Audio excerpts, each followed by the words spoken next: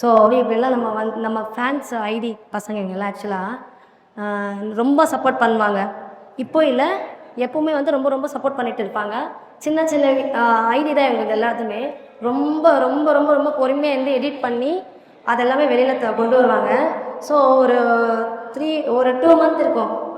2 month இருக்கும். So அப்போ ஒரு பிரச்சனையில் வந்து என்ன சொல்கிறாங்கன்னா, இந்த பசங்கள்லாம் வந்து என் ஃபேன்ஸு தான், ஆனாலுமே என் ஃபேன்ஸ் வந்து என்ன பேசுவாங்க, அரைகுறையமாக பேசுவாங்க. அந்த பிச்சைக்கார பசங்க, ஒன்றுத்துக்குமே உதவாத பசங்க, சாப்பாட்டுக்கு கூட வக்கில்லாத பசங்க அப்படின்னு சொன்னாங்க. ஸோ அவங்களுக்கு நான் இப்போ சொல்கிறேன், அப்படி இல்லாத பசங்க தான் என்னை இந்த அளவுக்கு கொண்டு வந்து நிற்க வச்சாங்க. அந்த மாதிரி வந்து அவங்க சொல்லிட்டாங்க ப்ரோ. சொல்லிட்டு வந்து அவங்க ஒரு மணி கூட கேட்கல. ஆக்சுவலாக இவங்கெல்லாம் யாருன்னு எனக்கு தெரியாது. இந்த ஐடி மூலியமாக தான் வந்து எனக்கு தெரியுது பசங்களை. ஸோ இது எனக்காக அவ்வளோ சப்போர்ட் பண்ணுறாங்க. பட் வந்து அந்த இடத்துல அந்த பசங்களால் ஒன்றுமே பேச முடியல, என்னாலையும் அப்போ கேட்க முடியல. அப்போ நான் வந்து கலைகிட்ட சொல்லியிருந்தேன், எனக்குன்னு ஒரு மேடை அமையும் போது கண்டிப்பாக இதை பற்றி நான் பேசுவேன்னு சொல்லிட்டு. அதுதான் வந்து இப்போ அவன் கேட்குறான், நீங்கள் வந்து அன்றைக்கி பேசுன்னு சொன்னீங்கல்ல, இப்போ பேசுங்கன்னு சொல்லிட்டு. நான் வந்து என் ஃபேன்ஸ்க்காக தான் நான் இவ்வளோ விஷயம் பண்ணேன். ஏன்னா என்கிட்ட ஒரு திறமை இருக்குன்னு சொல்லி பார்த்து கண்டுபிடிச்சி வெளியே கொண்டு இந்த பசங்க தான்.